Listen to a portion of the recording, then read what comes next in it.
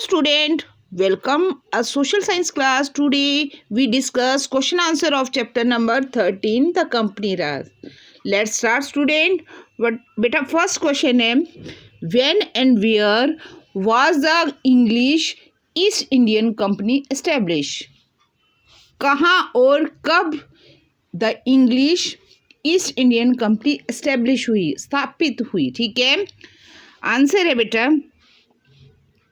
The English east Indian company was establish in 1600। जो English east Indian company है वो उसकी स्थापना 1600 में हुई। They took permission from the Mughal emperor Jahangir, और उन्होंने इसकी परमिशन किससे ली थी? जो मुगल एम्परर जहांगीर थे उनसे परमिशन ली थी उसको एस्टेब्लिश करने। And set up the trade centre in Mumbai, Chennai, Surat and Kolkata, और उन्होंने ट्रेडिंग सेंटर कहाँ कहाँ बनाए? मुंबई में, ठीक है, चेन्नई, सूरत और कलकत्ता में। ठीक है, नेक्स्ट है बेटा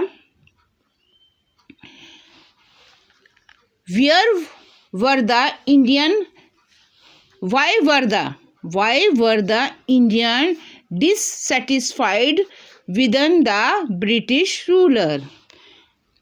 क्यों थे जो इंडियन थे वो क्यों डिससेटिस्फाइड थे, संतुष्ट क्यों नहीं थे ब्रिटिश रूलर से? तो क्या आंसर है?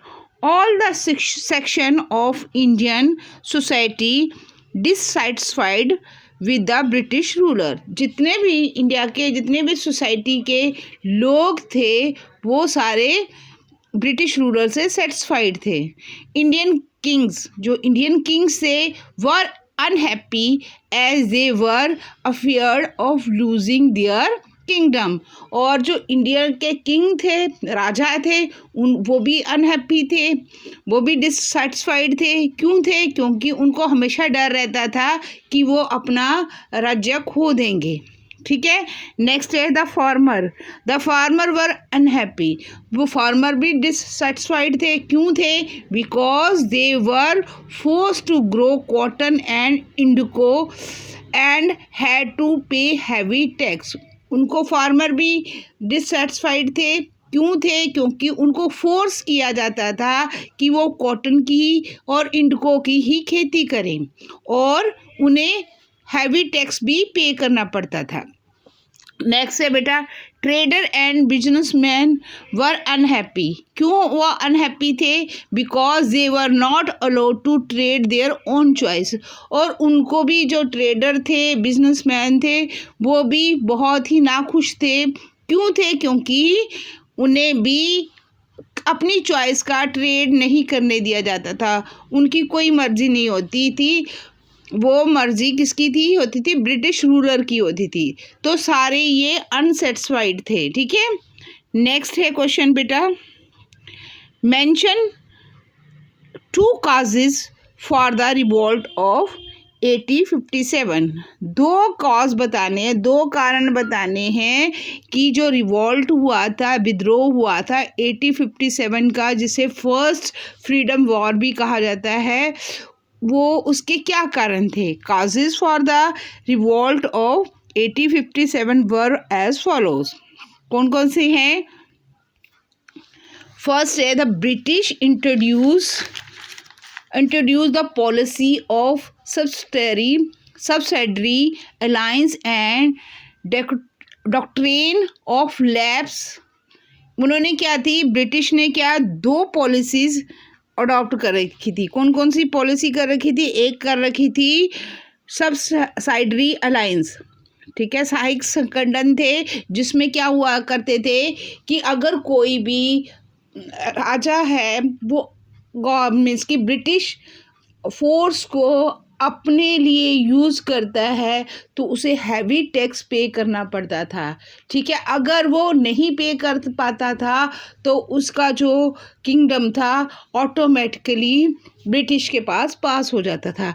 नेक्स्ट उन्होंने एक और पॉलिसी इंट्रोड्यूस की थी जिसको क्या कहा जाता है? Doctrine of lapse. Doctrine of lapse में क्या था कि कोई भी राजा जो अगर उसकी डेथ हो जाती है और उसका कोई भी नेचुरल उत्तराधिकारी नहीं होता था तो उसकी स्टेट ऑटोमेटिकली ब्रिटिश के अंडर कंट्रोल हो जाती थी। ठीक है, इसके कारण जो बहुत सारे थे राजा थे, वो किंग थे, वो एंग्री हो गए, बहुत गुस्सा हुए। इस कारण ये जो रिवॉल्ट था 1857 का, वो स्पार्क हुआ। ठीक है, नेक्स्ट क्या था, the Indian soldier refuse to use new rifles called Enfield. जो इंडियन सोल्जर थे उन्होंने इनकार कर दिया, एक न्यू राइफल बनाई थी ब्रिटिश गवर्नमेंट ने, जिसको क्या नाम था, इनफील्ड था, जिसका नाम क्या था, इनफील्ड था, और which were believe that to be grease with the fats of certain animals.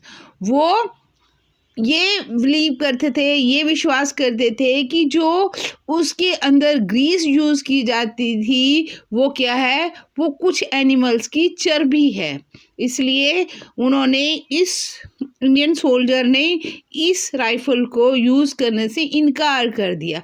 क्यों किया था? क्योंकि वो जो राइफल थी उसको मुंह में डालकर खोलना पड़ता था और उसके अंदर जो कारतूस जो भरे जाते थे वो कहते थे कि वो क्या है, जो एनिमल के फैट से, एनिमल की चर्बी से बने। तो इसके कारण भी ये जो फ्रीडम फाइटर का जो रिवॉल्ट था 1857 का, वो स्पार्क हुआ, मीन्स कि उसकी चिंगारी फूटी। नेक्स्ट क्वेश्चन है, what was the doctrine of lapse. Doctrine of lapse क्या है? According to doctrine of lapse policy, if a ruler of a state died without a natural heir, the state would be annexed by the British। क्या था कि इस policy के under क्या था, doctor of lapse policy के अंदर क्या था कि अगर कोई भी स्टेट का रूलर डेथ हो जाता है, उसकी डेथ हो जाती है विदाउट ए नेचुरल हेयर, अपना उत्तराधिकारी के बिना, यानी कि उसका अगर बेटा नहीं है, नेचुरल बेटा नहीं है, उसका अपना सखा बेटा नहीं है, तो जो उसकी स्टेट है ऑटोमेटिकली ब्रिटिश के अंडर कंट्रोल हो जाएगी। ये इस पॉलिसी का मीनिंग है, डॉक्टर ऑफ पॉलिसी का।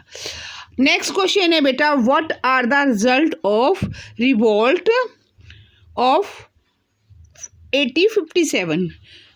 1857 का जो रिवॉल्ट हुआ था, विद्रोह हुआ था, उसके रिजल्ट क्या हुआ, उसके परिणाम क्या हुए? The result of revolt were followings. क्या रिजल्ट हुए? The 400 year of Mughal rule comes to an end. 400 साल जो मुगल रूल्स चल रहा था, मुगल का राज चल रहा था इंडिया में, उसकी समाप्ति हो गई। ठीक है, नेक्स्ट हो गया, the consequence of the revolt was end of the east Indian company. जो मीन्स कि इस रिवॉल्ट का और भी एक परिणाम हुआ, जो ईस्ट इंडियन कंपनी थी इंडिया के ऊपर जो कंट्रोल कर रही थी, उसका एंड हो गया। It was taken over by the British government. उसकी जगह किसने ले ली? ब्रिटिश गवर्नमेंट ने उसको अपने अंडर कंट्रोल कर दिया। ठीक है, नेक्स्ट था, the governor general was appointed by British government to rule over India. और क्या कर दिया, ब्रिटिश गवर्नमेंट ने क्या अपॉइंट कर दिया, गवर्नर जनरल को अपॉइंट कर दिया, और वो इंडिया के ऊपर रूल करेगा। ठीक है, उन्होंने क्या, एक गवर्नर जनरल को अपॉइंट कर दिया इंडिया पर रूल करने के लिए। नेक्स्ट है,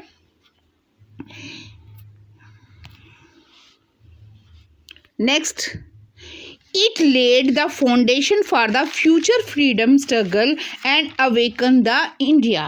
और इस रिवॉल्ट से क्या हुआ कि इस रिवॉल्ट ने इंडियन के अंदर जो भविष्य की स्वतंत्रता है, जो फ्यूचर फ्रीडम स्ट्रगल थी, उसकी नींव रखी।